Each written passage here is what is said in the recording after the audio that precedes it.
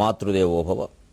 యాత్రను చేసిన కానిపింతువకో జగన్మాత, యాత్రను చేసిన కానిపింతువకో సాయం వేళ సంధ్యానభః పాత్రం వందున, సాయం వేళ సంధ్యానభః పాత్రం వందున, వర్ణమాలికలతో వర్ణింపశక్యంబుగాక, సాయం వేళ సంధ్యానభః పాత్రం వందున, వర్ణమాలికలతో వర్ణింపశక్యంబుగాక, ఆత్రేయంబగు పూర్ణబింబమున నీవంతఃసుధారాశివై, ఆత్రేయంబగు పూర్ణబింబమున నీవంతఃసుధారాశివై, ఈ త్రైలోక్యముదాల్చి కన్పడవే దేవి, ఈ త్రైలోక్యముదాల్చి కన్పడవే దేవి, యాత్రలింకేటికిన్, యాత్రలింకేటికిన్. ఏబిఎన్ ఆంధ్రజ్యోతి ప్రేక్షక మహాశయులందరికీ నవజీవన వేదం అనే కార్యక్రమంలో 359వ భాగానికి స్వాగతం పలుకుతున్నాం. యాత్రలు చేసిన కానిపింతువకు. పుష్కర యాత్రలు ముగించుకుని క్షేమంగా తిరిగి వచ్చినటువంటి యాత్రికులందరికీ శుభాకాంక్షలు హిందూ ధర్మం తరఫున అందజేస్తూ ఒక్క మాట, యాత్ర చేసి వచ్చాక మన మనస్సు ఎలా ఉండాలి? యాత్రల వల్ల, ఈ తీర్థాల వల్ల, ఈ స్నానాల వల్ల అన్ని రకాలుగా హిందూ ధర్మం చెప్పింది ఒకటే ప్రయోజనం, చిత్తశుద్ధి. దీనివల్ల ఎవరికి జ్ఞానం రాదు, దీనివల్ల ఎవరికి మోక్షం రాదు,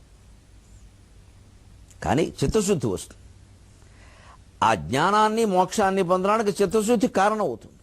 అంటే ఒక మెట్టు దాటే మనం, చాలా సంతోషం.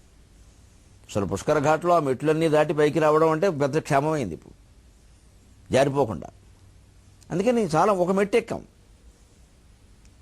వీటి వల్ల ఏమవుతుంది? చిత్తశుద్ధి ఏర్పడుతున్నారు. చిత్తశుద్ధి అంటే ఏమిటి? చిత్తంలో ఉండేటువంటి అన్ని రకాల జ్ఞాపకాలు ఖాళీ అయిపోవడం. మళ్ళీ మంచి చెడ్డ ఉండదు. ఇంకా మంచి ఆలోచనలు, చెడ్డ ఆలోచనలు ఇవన్నీ మనం ఏర్పాటు చేసుకున్నవే. ఒకసారి మంచి అయింది, ఇంకోసారి చెడ్డ అవుతుంది. ఒక దేశంలో మంచి అయింది, ఇంకో దేశంలో మంచి అవుతుంది. ఒక మనిషికి మంచి అయింది, ఇంకో మనిషికి చెడ్డ అవుతుంది. అది సమస్య కాదు, మొత్తం ఆలోచనలన్నీ వెళ్ళిపోవాలి. చిత్త శుభ్రం కాదు, చిత్త శుద్ధి. శుద్ధి అనే మాట ఎప్పుడు వాడతాం అందరికీ తెలుసు. చిత్తం ఖాళీ అయిపోవాలి. ఆ ఖాళీ అయిపోయిన మనస్సులో పాపాలు ఉండవు, పుణ్యాలు ఉండవు. అందుకే పుష్కర స్నానం వల్ల పాపాలు పోతాయన్న మాట వచ్చింది. అందుకే పుణ్యాలు కూడా పోతాయి, అనుమానం ఏం లేదు. పుణ్యపాపాలు రెండూ పోతేనే జ్ఞానం. లేకపోతే ఒట్టి స్నానమే. పుణ్యపాపాలు రెండూ కరిగిపోతే ఏమవుతుంది? ముక్తి వస్తుంది, మోక్షం వస్తుంది, జ్ఞానం వస్తుంది, జీవన్ముక్త స్థితి కూడా ఉంటుంది. అప్పుడు అందరితోనూ ఆనందంగా ఉంటాం. అది చిత్తశుద్ధి, అది చిత్తశుద్ధి ఖచ్చితంగా. అందుకని ఆ చిత్తశుద్ధి పొందగలిగితే అప్పుడు యాత్రాఫలం దక్కినట్టు లెక్క. ఎందుకని చిత్తశుద్ధి ఎలా కలుగుతుంది? మనస్సులో మరి ఎవరి పట్ల ఏ ద్వేషము లేకపోవడమేగా చిత్తశుద్ధి అంటే. ఇన్ని కోట్ల మంది వెళ్ళాం, ఇన్ని ఇబ్బందులు పడ్డాం, అయినా బాధపడలేదు, దేవుడి కోసం అనుకున్నాం. ఇంత ట్రాఫిక్ జామ్లో ఇరుక్కుపోయాం, అయినా బాధపడలేదు, ఇదో అవకాశం అనుకున్నాం. అక్కడ వర్షాలు కురిశాయి, అయినా బాధపడలేదు, ఇదో అవకాశం అనుకున్నాం.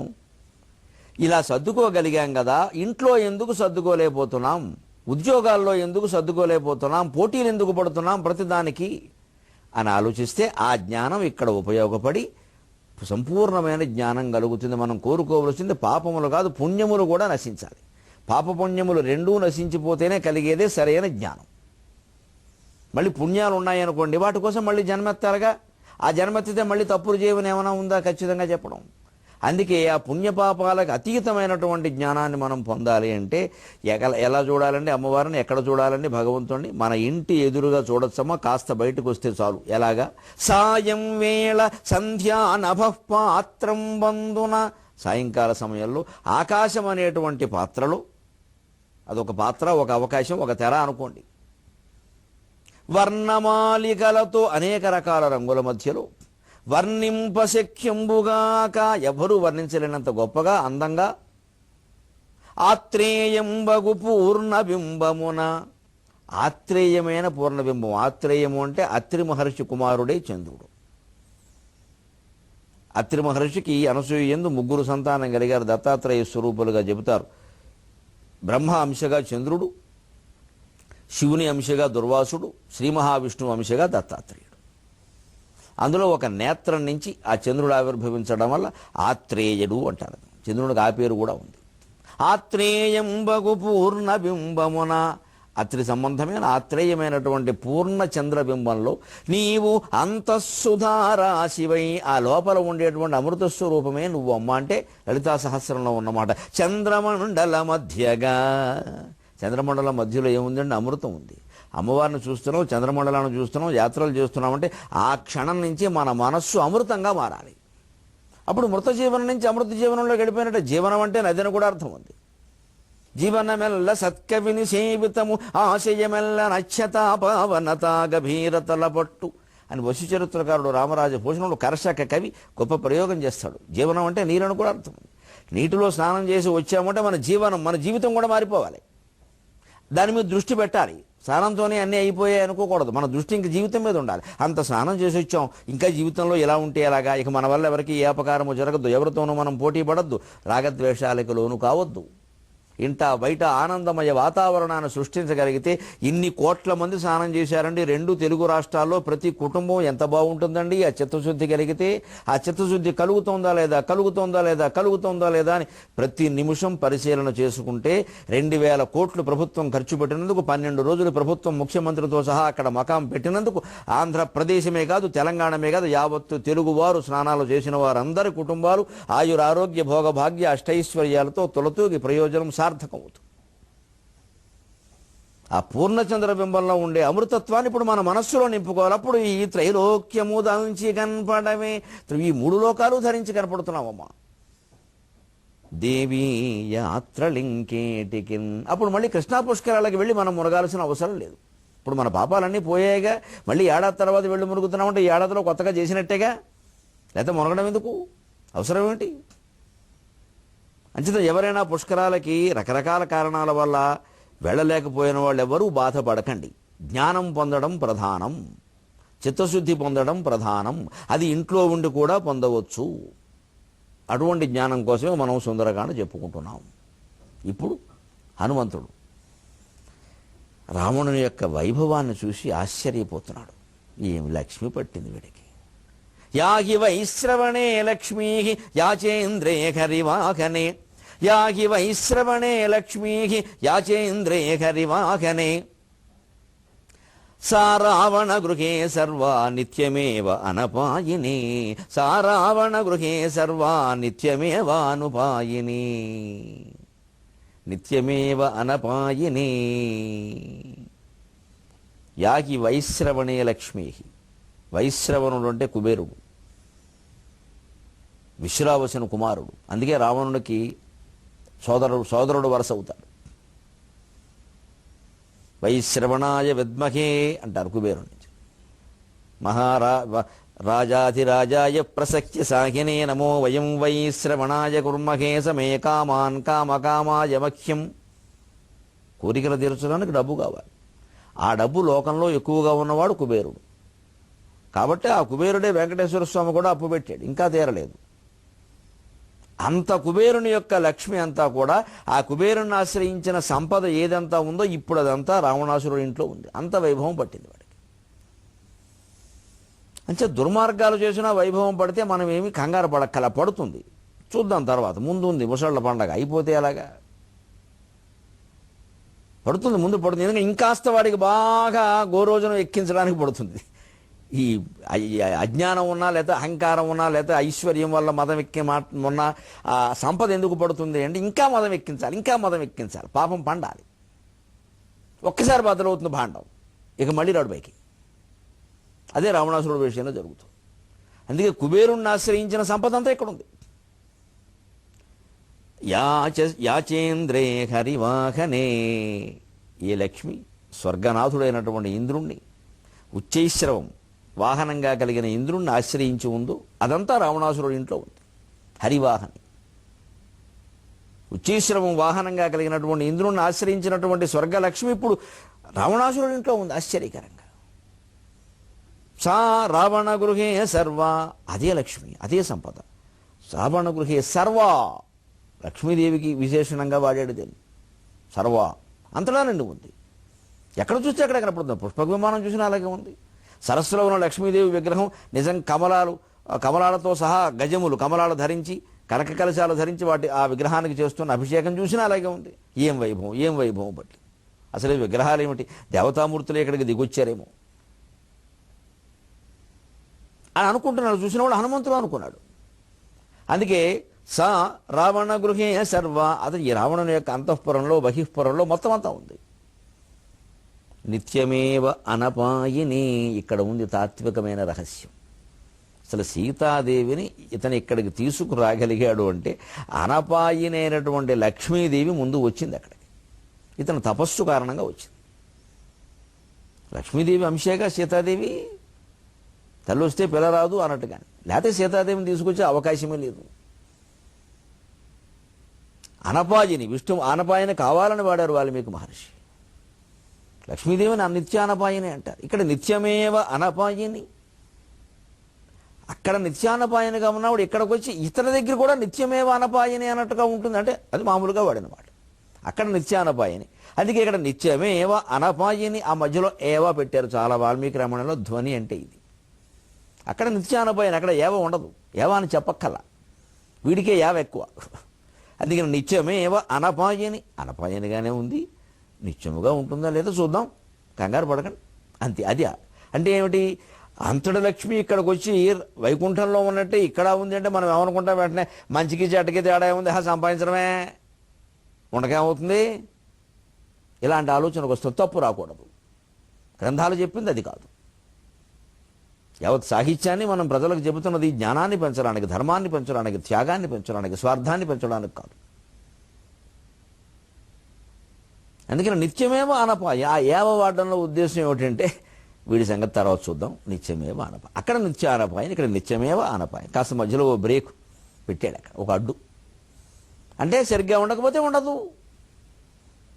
ఇదిగో ఇంత ఐశ్వర్యం ఇక్కడ పట్టింది కాబట్టి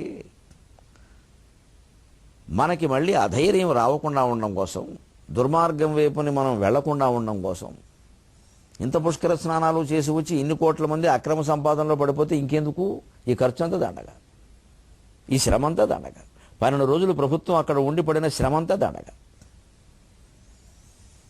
ఏం ఆశిస్తున్నారు వారైనా ప్రజల నుంచి, మనమైనా ఎలా ఉండాలి? ఇన్ని కోట్ల మంది, సుమారుగా 300 ప్రజలు స్నానాలు చేసేసారు అంటే ఇక తర్వాత అధర్మం అనేది మన జీవితంలో కనపడకూడదు, అజ్ఞానం అనేది కనపడకూడదు. మనం విశాల భావంతో ఆలోచించాలి. చాదస్తానికి ప్రాధాన్యం ఇవ్వద్దు, చైతన్యానికి ప్రాధాన్యం ఇవ్వాలి. స్నానం కంటే ఎక్కువ జ్ఞానాన్ని పొందే ప్రయత్నం చేయాలి. అది పుణ్యస్నానం యొక్క ఫలం. ఎప్పుడు కూడా మన మనస్సులో మార్పు రావాలి. ఎందుకంటే నేను విని ఆశ్చర్యపోయాను, కొన్ని ప్రాంతాల నుంచి అప్పులు చేసి వచ్చారు. నెలకి 5,000 రూపాయల ఆదాయం కూడా లేని వాళ్ళు 10,000 అప్పు చేసి వచ్చారు. స్నాన ఫలానికి స్వాగతం. 5,000 రూపాయల ఆదాయం కూడా లేని కూలి మనుషులు రకరకాల ప్రచారాలు, ప్రసారాలు, ప్రభావాల కారణంగా ఏదో అయిపోతుంది, అద్భుతం జరిగిపోతుంది మన జీవితంలో. మళ్ళీ ఎప్పుడో 144 ఏళ్ల వరకు రాదుట మనం ఉండంగా అని రకరకాల భ్రమల్లో పడిపోయి వచ్చేసారండి. 5,000 రూపాయల ఆదాయం కలిగిన వాళ్ళు 10,000 అప్పు చేసి వచ్చారు. టీవీల్లోనే ప్రసారమైన వాళ్ళ కథలు. ఎందుకు వచ్చారు అంటే ఒకటే, మాకు ఏదో అవుతుందండి. ఆ అయ్యేది ఎలా అవుతుంది? ఇప్పుడు నేను చెబుతున్నాను. మన జీవితం పట్ల మనం జాగ్రత్త వహిస్తేనే అవుతుంది. దానంతటదే అద్భుతం జరిగిపోతుంది. లేదా 10,000 అప్పే మిగులుతుంది. 10,000 అప్పే మిగులుతుంది. ఊరికే ఒకరికి సినిమాలు చూసే అలవాటు ఉందిట. ఏ వచ్చినా చూస్తూ ఉంటాడు. ఇప్పుడు మంచి సినిమా చూస్తే పర్వాలేదురా, మరి పనికిరాని సినిమా ఎందుకు చూస్తున్నామంటే అది చూశాక కదా పనికిరాని విషయం తెలిసింది అన్నట్టు. అదేమిట్రా నేను చెప్పాను కదా పనికిమాలిన సినిమా అంటే, నువ్వు చెబితే నాకు నమ్మకం, నా అంతటా నేను తెలుసుకోవాలి కదా. ఇలాంటి వాడిని ఎవడు బాగు చేయలేడు. ఇంకా చూస్తే కదా పనికిరాని తెలిసింది అంటాడా. పోనీ నేను చెప్పాను కదరా అంటే నేను తెలుసుకోవాలి కదా అంటాడు. మొత్తం అయిపోయినట్టే ఇక్కడ. ఇలాంటి పరంపరాగతమైన అజ్ఞానంలో మనం పడిపోకూడదు. ఇంత ఖర్చు పెట్టుకుని, ఇన్ని అప్పులు చేసి, ఇన్ని యాతన పడి గంటలు ఉండి మనం వచ్చాం. ఏమి సాధిస్తున్నాం జీవితంలో? మళ్ళీ ఇంటికి వచ్చి అత్తగారితో కోడలతో అత్త అన్నదమ్ములు దెబ్బలాడుకుంటున్నారంటే ఇంకా పుష్కర స్నానం ఏమైనట్టు? ముక్తి సంగతి పక్కనట్టు, పాపాలు పోవడం సంగతి పక్కనట్టు, మన మనస్సులో ఉండే దురాలోచనలు ఎందుకు పోలేదు? సంకుచితత్వం ఎందుకు పోలేదు? రాగద్వేషాలు ఎందుకు పోలేదు? ఇవి పోగొట్టుకునే ప్రయత్నం చేయాలి సుందరకాండ ద్వారా. ఎందుకంటే ఈ రావణాసురుడు యజ్ఞాలు చేశాడు, యాగాలు చేశాడు, మహా తపస్సు చేశాడు, శివుని ప్రత్యక్షం చేసుకున్నాడు. కానీ సీతాదేవిని తీసుకురావాలనే దురాలోచన మానుకోలేకపోయాడే. ఆలోచింతురుగాక. మన బుద్ధి మనం మార్చుకుంటే తప్ప ఎప్పుడైనా మారుతుందా? ఇన్ని యజ్ఞాలు, ఇన్ని యాగాలు, ఇంత లక్ష్మీదేవి ఇక్కడ ఉండడం, ఇంత తపస్సు, ఇంత వైభవం ఇతని బుద్ధిని మార్చగలిగిందా? సర్వనాశనం అయిపోయాడు కదా లంకతో సహా. ఇతని గురించి ప్రజలు నాశనం అయ్యారు కదా. ఇతని గురించి కుటుంబ సభ్యులందరూ అమాయకులైన వాళ్ళు నాశనం అయ్యారు కదా. కుంభకర్ణుడు, ఇంద్రజిత్తు మొదలైన వాళ్ళు. విభీషణుడు కూడా ఏదో ధర్మం కోసం పాటుపడినా ఓ పక్క అన్నగారికి ద్రోహం చేశాడనే నింద మిగిలింది కదా. ఎందుకింత పరిస్థితి వచ్చింది? ఒక్క రావణాసురుడు వల్ల కాదా? మరి ఆ రావణాసురుడు ఎన్ని తీర్థాల్లో మునిగాడు, ఎంతమందిని దేవతలను దర్శించాడు, ఎందుకు అతని బుద్ధి మారలేదు? శతకోటి శివలింగాలకి పూజ చేశాడని చెబుతారే, అయినా ఎందుకు మారలేదు? ఐశ్వర్యం పట్టింది ఉంది చూడండి, అది గర్వాన్ని పెంచేస్తుంది మనుషులు. దానికి సరిగ్గా మీకు ఆ ఐశ్వర్యం ఎంతటి గర్వాన్ని పెంచుతుంది అనడానికి మనం ఎవరము కూడా ఐశ్వర్యం పట్టగానే లేదా జనంలో బాగా పేరు ప్రచారము రాగానే ఇక ఇదివరకు వాళ్ళతో కూడా మాట్లాడడం మానేసి బంధుమిత్రులను కూడా ఎవరిని పలకరించకుండా మన ఇంటికి వచ్చినా కాఫీ నీళ్ళు ఇవ్వకుండా నిలబెట్టి మాట్లాడి, ఎందుకంటే మన పరిస్థితి డబ్బు బట్టి కావచ్చు, కీర్తి బట్టి కావచ్చు, దేని బట్టి, పదవి బట్టి, పీఠం బట్టి, దేని బట్టినా కావచ్చు. ఇది వచ్చేస్తే ఎలా ఉంటుందో, ఎంత ప్రమాదమో రాకుండా ఎలా చూసుకోవాలో ఒక మంచి తెలుగు పద్యంలో చెప్పుకుందాం. శివరాత్రి మహాత్మ్యం అనే కావ్యంలో కవి సార్వభౌముడు శ్రీనాథుడు, కవితా చక్రవర్తి, ఆయన చెబుతాడు శివరాత్రి మహాత్మ్యం అని కావ్యం. శ్రీనాథుడు అనగానే కాశీఖండం, భీమఖండం అందరికీ తెలుసు. శివరాత్రి మహాత్మ్యం అని ప్రత్యేకంగా ఉంది. సుకుమార చరిత్ర అని కూడా అంటారు. అందులో కథానాయకుడు సుకుమారుడు. ఆయన చెబుతాడు అందులో డబ్బు వల్ల ఆ కుర్రాడు చెడిపోతాడు, ఆ సుకుమారుడు. ఆ డబ్బు యొక్క ప్రభావం చెబుతాడు. అటువంటి మాటలు మనం తెలుసుకుంటే ఐశ్వర్యం ప్రభావంలో పడకుండా ఉంటాం. లేకపోతే ఇప్పుడు ఈ పుణ్యాలు తీర్థాల వల్ల ఐశ్వర్యం పట్టిన సందర్భాలు ఉన్నాయండి. పట్టిందనుకోండి, పట్టిన వెంటనే గర్వం వస్తే మొత్తం పోతుందిగా, ఇంకెందుకు పట్టడం? ఇప్పుడు వానలో మనం బయలుదేరేటప్పుడు గొడుగేసి కడతాం వాళ్ళమా? అనుకోకుండా వాన వస్తే వేరు, కానీ వాన వస్తుందని తెలిసి వెళ్ళవలసి వస్తే గొడుగేసి కడతాం కదా. ఇప్పుడు ఏదో రైన్ కోట్లను వచ్చే వేసి కడతాం కదా. ఎండలో బయలుదేరాల్సి వస్తే దాని గురించిన టోపీ ఏదో ధరించి పెడతాం కదా. అలాగా ఐశ్వర్యం పట్టబోతోంది, పడుతోంది అంటేనే మనం దానికి సంబంధించిన కవచాలు ధరించాలి, లేకపోతే ప్రమాదంలోకి ముంచేస్తుంది మానసికంగా. అయ్య నీవు చతుర్భుజావతారుడవన్న తన భుజాదండ పార్శ్వముల ధలతురు. అయ్య నీవు చతుర్భుజావతారుడవన్న తన భుజాదండ పార్శ్వముల జోతురు. అయ్య నీవు త్రిలోచనావతారుడవన్న అయ్య నీవు త్రిలోచనావతారుడవన్న ఫాలభాగంబు దోఃపల్లవమునంటుదురు. ఫాలమంటుదురు దోఃపల్లవమున అయ్య నీవు త్రిలోచనావతారుడవన్న ఫాలమంటుదురు దోఃపల్లవమున. అయ్య నీవు గజాననావతారుడవన్న కుంభపీఠములంటి కొనదలంతురు. అయ్య నీవు గజాననావతారుడవన్న కుంభపీఠములంటి కొనదలంతురు. అయ్య నీవు చతుర్ముఖావతారుడవన్న అద్దంబు చూడంగనభిలషింతురు. అయ్య నీవు చతుర్ముఖావతారుడవన్న అద్దంబు చూడంగనభిలషింతురు. అవసరం ఇచ్చుట అనుగ్రహముగాగా అవసరం ఇచ్చుట అనుగ్రహముగాగా మోము చూపుట ఉపకారముగను. అవసరం విచ్చుట అనుగ్రహముగాగా మోము చూపుట ఉపకారముగను. పలుకు మైత్రిగాను ఎప్పుడు అధిక సమ్మానముగదలంతురు. పలుకు మైత్రిగా ఎప్పుడు అధిక సమ్మానముగదలంతురు. ఐశ్వర్య వైభవవంతులు ఉబ్బీ. ఇది ఉబ్బీ. ఆ బియ్యని ఆ బీ జాగ్రత్తగా ఉండరా అని చెప్పడం కోసం ఈ ఉబ్బీ వాడాడు శ్రీకృష్ణుడు. ఉబ్బింది ఎప్పుడు ఉండదు.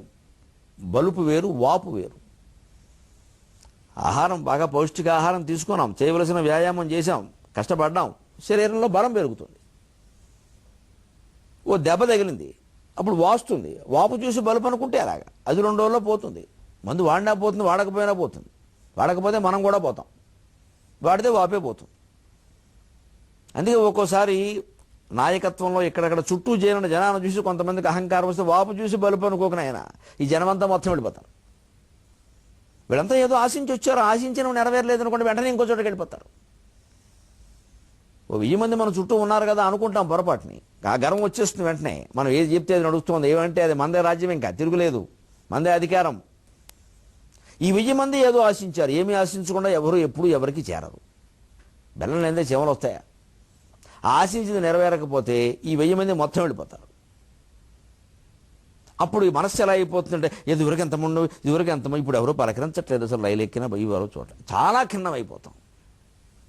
అంతకంటే ముందే ఆ జ్ఞానమో ఐశ్వర్యమో ఏదో ఒక శక్తి, ఏదో ఒక కళాకారంలో ఒక శక్తి, ఒక వాక్శక్తి ఏదైనా పట్టినప్పుడు మనం ఒంటరిగా ఉండడం కూడా అలవాటు చేసుకుంటే, ఏకాంతంగా ఉండడం కూడా అలవాటు చేసుకుంటే, ఏకాంతంలో ఉండే ఆనందాన్ని పొందగలిగితే అప్పుడు వేరుగా ఉంటాం. లేకపోతే ఎలా ఉంటాం? అయ్య నీవు చతుర్భుజావతారుడవన్న తమ భుజాదండ పార్శ్వమున చూతురు. మీరే సాక్షాత్తు ఆ విష్ణువే మీరుగా పుట్టారని మేము అనుకుంటున్నామంటే ఒకసారి ఇలా చూసుకోండి అంటే ఇక్కడ 2 ఉన్నాయా, చేతులు 4 వచ్చాయి. అప్పుడు నమ్మకం వచ్చేసింది వీడికి. వాళ్ళు పొగుడుతూ ఉంటే వాడు ఎందుకు పొగుడుతున్నారో అర్థం కావట్లా. ఒకసారి చూసుకుంటాడు, ఏంటి ఇంకా రేపు వస్తుంది వేళ ద్వాదశ కదా, రేపు త్రయోదశి మంచిది అంటే ఇటు 2 చేతులు ఇటు 2 చేతులు వచ్చేసాయి అనుకుంటాడు. చూసుకుంటాడు ఒకసారి ఇలాగా ఏమైనా వచ్చిందేమో. ఇది లక్షణం. ఎందుకంటే ఎదుటి వాళ్ళు ఏం చెబితే అది మంచిది అనుకుంటాడు, నిజమే అనుకుంటాడు. ఈ వ్యామోహంలో పడిపోతారు, వాళ్ళే లాగేస్తారు మొత్తం కాళ్ళు పట్టుకుని. అందుకే జ్ఞాని అయిన వాడెవడు చుట్టూ జనాన్ని చేరనివ్వకూడదు. ఐశ్వర్యవంతుడు వద్దన్నా కూడదు, ఎలాగూ చేరతారు వాళ్ళు, ఎలాగూ చేరతారు. ఐశ్వర్యవంతుడు వద్దన్నా ఒప్పుకోరు, జ్ఞానం లేదుగా. జ్ఞానం అనే ఐశ్వర్యం ఉన్న వాళ్ళు ఎవరు జనాన్ని చేరనివ్వకూడదు. ఏదో వ్యతిరేకించమని కాదు, వాళ్ళ పని చూసుకు వాళ్ళు వెళ్ళిపోవాలి. మన చుట్టూ 4 రోజు మాట్లాడడం, రోజు ఇంటికి రావడం, వాళ్ళని తరచు కలుస్తూ ఉండడం, ఇది ఓ సర్కిల్ అనడం కుదరదండి. ఇది ఉంటే అజ్ఞానంలో పడిపోతాం. ఇంకా వాళ్ళ ప్రయోజనాల గురించి మనం అడుగుతారు, మన ప్రయోజనాల గురించి వాళ్ళు అడుగుతాం. ఇంకా అక్కడి నుంచి అజ్ఞానం అయిపోయింది, భేదభావం వచ్చింది. జ్ఞానం అంటే అభేదం. ఎవరి యందు ఎటువంటి ప్రత్యేకత, ప్రేమ, ఇష్టము, ద్వేషము లేకపోవడం జ్ఞానం. అయినప్పుడు చుట్టూ మన వాళ్ళంటూ కొంతమంది ఉన్నాక లేకుండా ఎలా ఉంటుంది? అంచేది జ్ఞాని అయిన వాడు కులానికి, మతానికి, ప్రాంతానికి అన్నిటికీ అతీతంగా ఉంటాడు, దేశానికి కూడా అతీతంగా ఉంటాడు. ఒక క్షణం విరామం. అయ్య నీవు చతుర్భుజావతారుడవన్న తన భుజాదండప అర్శ్వముల చూతురు. నువ్వు విష్ణుమూర్తిలా ఉన్నారండి, మీకు చతుర్భుజావతారం అండి, సాక్షాత్తు మీరు విష్ణువండి అనగానే ఒకసారిలో చూసుకుంటాడు, వచ్చేసేయమని. అయ్య నీవు త్రిలోచన అవతారుడవన్న పాలమంటు దురుదోహ్ పల్లవమున. మీరు సాక్షాత్తు శివస్వరూపం అండి. అసలు ఏమిటండి నిజంగా, అసలు ఆ వైభవం, ఆ తేజస్సు ఏమిటి, ఆ జ్ఞానం ఏమిటి, ఆ మాటలుగా పడిపోతారు మనుషులు. మాటలు చాలు, ఇంకేం అక్కల. వెనకాల మూటలు పోగేసుకున్నా మాటలు చాలు, మాటలకు పడిపోతారు, ఇంకా మూటలు ఇచ్చేస్తారు. అందుకే అంటారు శివస్వరూపం అనగానే ఇతను కూడా అంటే ఇక్కడ నా తిలకం పొట్టు బదులు 3వ కన్ను వచ్చిందేమో చూసుకుందాం ఒకసారి. వీళ్ళందరూ అంటున్నారు కదా, నమ్మేస్తారు. అజ్ఞానం తను శివుడే అనుకుంటాడు. అదే అహంకారం వచ్చేసి ఇంకా నన్ను ఎవరేం చేయలేరు, ఒక్కసారి గోతులు పడతాడు. అయ్య నీవు గజాననావతారుడవన్న కుంభపీఠములంటి కొనదలంతురు. సాక్షాత్తు మీరు విఘ్నేశ్వర స్వరూపం అంటే మన వినాయక చవితికి మీరు అసలు మా ఇంటికి వచ్చి అలా ఇంత ఐశ్వర్యవంతులు, ఇంత జ్ఞానం ఉన్న వాళ్ళు వచ్చి 4 మొక్కలు మీరు మాట్లాడితే మీరే వినాయకుడు వచ్చినట్టే అనుకుంటున్నామండి మేము అంటే వెంటనే అనుకుంటే ఇక్కడ ఏమైనా కుంభస్థలాలు ఏమైనా తొండ ఉండకూడదు ఏంటి చూసుకుంటే వెంటనే ఒకసారి కుంభాలు ఉన్నాయేమో వచ్చేమో, ఏం లేదు బట్టతలు తప్ప అనుకుంటాడు. అంటే జనం మాటల మాయలో పడిపోతాడు. భక్తులు చుట్టూ చేరిన వాళ్ళు బాగా పొగిడేస్తారు. అయ్య నీవు చతుర్ముఖ అవతారుడవన్న అద్దంబు చూడంగనభిలషింతురు. మీరు సాక్షాత్తు బ్రహ్మండి, నిజంగా మీరు అసలు ఆ వేదం చదువుతూ ఉంటే బ్రహ్మదేవుడు చదువుతున్నట్టే ఉందండి అని అన్నారనుకోండి. ఏదైనా 4 మనకి వేదానికి, శాస్త్రానికి, పురాణానికి, కావ్యానికి తేడా తెలిస్తే కదా. పురాణాల్లో మాటలని శాస్త్ర సమ్మతాలు అనుకుంటాం మనం. పురాణం వేరు, శాస్త్రం వేరు. శాసించేది శాస్త్రం. పురాపి నవీనం. పురాణంలో చెప్పిన విషయాలు ఎప్పుడైనా సరే అవి నవీనం. ఈ కాలానికి ఎలా చెప్పాలో అలా చెప్పాలి, ఉన్నట్టుగా చెప్పకూడదు. ఎక్కడో కృతయుగాల్లో ఏవో పుడతాయి, అవన్నీ ఇప్పుడు అవసరం లేదు. వెనక 8 ఏళ్లకి పిల్లకి పెళ్లి చేసేవారు, ఇప్పుడు 8 ఏళ్ళకి చేస్తే జైల్లో పడతారు బయటకెళ్ళి. అది ధర్మం అంటే మాయలో పడిపోతారు జనం, పాపం చేసేమో అనుకుని. మళ్ళీ ఈ పాప నివారణకు యజ్ఞమో, యాగమో, స్నానమో. ఎంత అజ్ఞానం ఇది! కాలాన్ని బట్టి ఉంటాయి ధర్మాలు. ఎప్పుడు సత్యం మారదు కానీ ధర్మం మారుతుంది. వ్యక్తి ఆరోగ్య పరిస్థితిని బట్టి కూడా ధర్మం మారుతుంది. అంటే పురాణాలు చెప్పేటప్పుడు ఆ జాగ్రత్త తీసుకోవాలి. లేకపోతే గుడి నమ్మకాలు, భయాలు, ప్రలోభాలు వ్యాప్తి చెందుతాయి లోకంలో. అసలు ముందు వేదం వేరు, శాస్త్రం వేరు, పురాణం వేరు, కావ్యం వేరు. కానీ సామాన్య జనులు ఎలా ఉంటారు అంటే శుక్లాంబరధరం విష్ణు అనగానే వేద పండితులు అనుకుంటారు. శుక్లాంబరధరం ఎవరికైనా వచ్చు, వేదం అవసరం లేదు దానికి. అతను చతుర్ముఖావతారుడవన్న 2 పద్యాలు 3 శ్లోకాలు పాడగా సాక్షాత్తు బ్రహ్మండి అనగానే ఒకసారి అర్థం చూసుకుంటాట. 4 ముఖాలు ఉన్నాయేమో, ఉన్నది ఒకటే ముఖం, అది కూడా అంత బాగులేదు. కానీ వచ్చేస్తుంది గర్వం. అందుకే ఈ డబ్బుని, ఐశ్వర్యాన్ని, ఈ రోజుల్లో కీర్తి ప్రచారం జనాన్ని చుట్టూ చేరనివ్వకూడదు.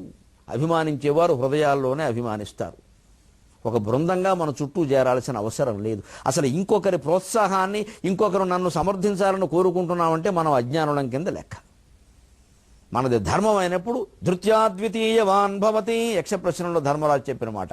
నీకు మద్దతుగా పూర్తిగా నీ కూడా జీవితాంతం ఉండేవాళ్ళు ఎవరయ్యా అంటే ధృత్యాద్వితీయవాన్ భవతి, ధైర్యం ఒక్కటే కూడా ఉంటుంది అన్నాడు. అదే ధైర్యం కావలసిన వాళ్ళు, అదే జ్ఞానాన్ని సమర్థించే వాళ్ళు ఎలాగో సమర్థిస్తారు. కొన్ని లక్షల మంది ఉంటారు. అందరూ బయటకు వచ్చి రావాలని ఈయన ఇంటి ముందు కూర్చోవాలని ఏం లేదు అక్కడ. అలా కూర్చుంటే ఈయన అజ్ఞానం అవుతాడు. నిసర్గదత్త మహారాజు మహానుభావుడు, మహాయోగి, బొంబాయిలో ఒక మూల వీధిలో ఉండేవాడు. ఆయన అన్నగారు కొడుకింట్లో ఉండేవాడు. ఆయన దుకాణం మీద బీడీ కొట్టు, ఆయన దీన్నే ఆయన నడిపేది. ఎందుకంటే నాకు ఆయన తిండి పెడుతున్నాడు, నేను ఆయనకి సాయం చేయాలి కదా అనేవాడు. ఉండేవాడు మహాజ్ఞాని. ఆయన ప్రసంగాలు ఊరికే మామూలుగా కూర్చొని చెప్పే మాటలు వినడానికి విమానాల్లో వచ్చేవారు విదేశాల నుంచి. ఆయన ఇరుకింట్లో చిన్న గదిలో కూర్చుని మడత కుర్చీలో కూర్చొని మాట్లాడేవాడు. ఆయన అన్నట్లు చాలామంది, ఏమండి మీకోసం చాలామంది వస్తున్నారు, వాళ్ళంతా అసౌకర్యం పడుతుంది, రమణానా అన్నాడు ఆయన. ఎంత యోగులండి, ఎటువంటి వాళ్ళు ఉన్న చోట పుట్టామండి, ఎలా తయారయ్యామండి, రమణానా మంచిది, వాళ్ళంతా వాళ్ళు వచ్చారు, ఉండమను, వాళ్ళని చూసుకోమని, నాకు అనవసరం, నేను ఇక్కడే కూర్చున్నాను, ఇలాగే మాట్లాడతాను, అది వినమను, ఆ గదిలోనే కూర్చోగలిగిన వాడిని కూర్చోమను, లేనివాడిని ఎత్తిమి కూర్చోమను, లేనివాడిని బయట నుంచోమను. అంతేగాని ఇక్కడ మైకులు పెడతాం, గొడవ చేస్తాం కుదరదు, మఠాలు పెడతాం, ఆస్తులు పోగేస్తాం, ఇవన్నీ కుదరదు. నేను బంధాల్లో ఇరుక్కుంటాను అనవసరంగా. ఇది జ్ఞాన లక్ష్యం. లేకపోతే ఐశ్వర్యం ఎంత, ఇవాళ ప్రచారం కూడా అంతే. అబ్బాయి మిమ్మల్ని మించిన వాళ్ళు లేరనేది నిజమే కాబోసి అనుకుంటాం. బాగా చెప్పావు పిన్నో అంటాం వెంటనే. ఎందుకంటే మనకు నచ్చిన మాటలన్నీ బాగుంటాయి మనకి. పైగా అవసరం బిచ్చుట అనుగ్రహముగాగా, వాళ్ళ అవసరం కొద్దీ వాళ్ళు దానం ఇస్తారు, వాళ్ళకేదో పుణ్యం వస్తుంది, ఎవరినో అనుగ్రహించామన్నట్టు మాట్లాడతారు. ఐశ్వర్యవంతుడు లక్షణం అది, డబ్బు కమ్మేస్తుంది. మోము చూపుటయును ఉపకారముగును, అసలు మొహం చూపిస్తే చాలు బయటకు వచ్చి, నీతో మాట్లాడమే గొప్ప, ఎవరు నేను అనుమతించను, నేను మాట్లాడను, నీకు ఇంకా మొహం చూపించాను, నేను మాకు ఎంత డబ్బు ఉంది అనుకుంటా, మా అగ్రహారికులం. పూర్వం అలా అనేవారు కొంతమంది, అగ్రహారాలు. ఇప్పుడు అగ్రం మిగిలింది, హారం మిగిలింది, అగ్రం పోయింది, ఆ హారము మిగలలేదు రకరకాల వాళ్ళకి. ఏమైంది? సున్నా మిగిలింది. అంచేత పేరును చూసి, ప్రచారాన్ని చూసి, డబ్బును చూసి ఎక్కడా వ్యామోహంలో పడకూడదు. రావణాసురుడు ఐశ్వర్యాన్ని చూసి మనం ఆలోచనలు పొరపాటు రాకూడదు. దుర్మార్గుడికి ఐశ్వర్యం పట్టింది అనకూడదు, వాడు పతనం కాబోతున్నాడు కాబట్టి ఇంతలా వర్ణిస్తున్నాడు వాల్మీకి పట్టుకుని. అలాగే పలుకు మైత్రిగా మాట్లాడితే చాలు స్నేహం చేశావు అనుకుంటే, నీతో మాట్లాడమే నీతో స్నేహం చేసినట్టే. నాకెవరితో నాకు కుదరదు, నేను మాట్లాడానంటే నీ అదృష్టం అది, అసలు నేను ఎవరికి పలకను నేను. బాబాయ్ ఒక్క మాట మీ నోటి నుంచి అలా వచ్చి తుంపర్లు పడినా చాలంటారు అజ్ఞానం లేని వాళ్ళు. ఇలాగ ఎందుకు? ఐశ్వర్య వైభవవంతులు ఉబ్బీ, ఈ ఉబ్బడం వల్ల వచ్చింది. ఆ బీ మనం ఎవరం కూడా ఈ ఉబ్బకుండా జాగ్రత్తగా ఉందాం హాయిగా. ఐశ్వర్యాలు, మన కీర్తి, మన ప్రచారాలు మనని దుష్టాలోచనలోకి, అహంకారంలోకి తీసుకెళ్ళకూడదు. మళ్ళీ మనం 23:30 గంటల్లో కలుద్దాం. అంతవరకు తెలుగులో మాట్లాడదాం.